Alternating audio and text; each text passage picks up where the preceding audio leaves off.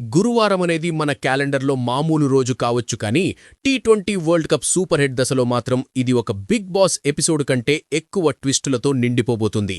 ఒకే రోజు ఒకే గ్రూప్లో రెండు కీలక మ్యాచ్లు జరగబోతున్నాయి. ఒక పక్క వెస్టిండీస్తో సౌత్ ఆఫ్రికా యుద్ధం, మరో పక్క ఇండియా వర్సెస్ జింబాబ్వే డి అంటే డి అనబోతున్నాయి. సెమీస్ లెక్కలు తేలాలి, రన్ రేట్లు పెరగాలి, మనోళ్లు సెమీస్ వైపు అడుగులు వెయ్యాలంటే ఈ గురువారం మనకు అత్యంత కీలకం కానుంది. ఈ నేపథ్యంలో ఇండియాకు రెండు గుడ్ న్యూస్లు అందాయి. ఆ వివరాలతో పాటు మిగతా అన్ని విషయాలు కూడా ఇప్పుడు మనం చూద్దాం. మొదటి శుభవార్త విషయానికొస్తే మధ్యాహ్నం 3 గంటలకు వెస్టిండీస్ మరియు సౌత్ ఆఫ్రికా మధ్య అహ్మదాబాద్లోని నరేంద్ర మోదీ స్టేడియంలో మ్యాచ్ జరగనుంది. ఇక్కడ అసలు ట్విస్ట్ ఏంటంటే ఈ గ్రౌండ్లో సౌత్ ఆఫ్రికాకి ఇప్పటివరకు టీ20లో ఓటమి అంటే ఏంటో తెలియదు.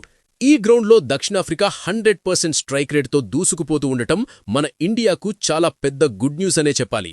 ఎందుకంటే వెస్టిండీస్ ఓడిపోతేనే మన దారి సుగమమవుతుంది. సౌత్ ఆఫ్రికా ఈ గడ్డ మీద తన విన్నింగ్ సెంటిమెంట్ను కాపాడుకుంటే మన టీమిండియా సగం గెలిచినట్టే అని భావించాలి. ఇక రెండో గుడ్ న్యూస్ ఏంటంటే జింబాబ్వేతో తలపడబోయే మన మ్యాచ్ కోసం చెన్నైలో ఒక కొత్త పిచ్ను స్పెషల్గా రెడీ చేశారట. సాధారణంగా చెన్నై అంటే స్పిన్ తిరుగుతుంది, బ్యాటర్లు చెమటలు కక్కుతారు అనుకుంటాం కానీ ఈసారి సీన్ పూర్తిగా రివర్స్ కాబోతుంది. ఈ పర్టికులర్ పిచ్ బ్యాటింగ్కు స్వర్గధామమని తెలుస్తోంది. ఈ విషయం ప్రస్తుతం మీడియాలో తెగ వైరల్ అవుతూ ఉంది.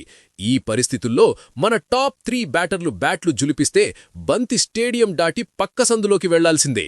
ఈ పిచ్ మనకు అనుకూలిస్తే బోర్డు మీద పరుగులు కాదు, పరుగుల వరద పారడం ఖాయం. ఈ మ్యాచ్ రాత్రి 7 గంటలకు మొదలవుతుంది. కాకపోతే జింబాబ్వే కదా అని తక్కువ అంచనా వేస్తే చెప్పేవాడికి వినేవాడు లోకువా అన్నట్టయిపోతుంది. ఎందుకంటే వాళ్లు ఆల్రెడీ శ్రీలంకకు, ఆస్ట్రేలియాకు గట్టి షాకులే ఇచ్చారు.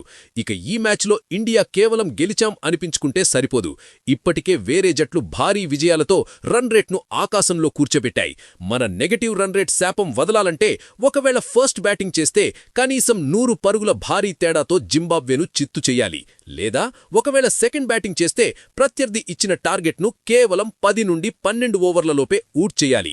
అప్పుడే మన నెట్ రన్ రేట్ ఐసీయూలోంచి బయటకొచ్చి హెల్తీగా మారుతుంది. ఏదేమైనా ఈ గురువారం జరిగే హై వోల్టేజ్ డ్రామాలో దక్షిణాఫ్రికా మరియు ఇండియా తమ సత్తా చాటి ఇండియాకు సెమీస్ లైన్ క్లియర్ చేయాలని కోరుకుందాం.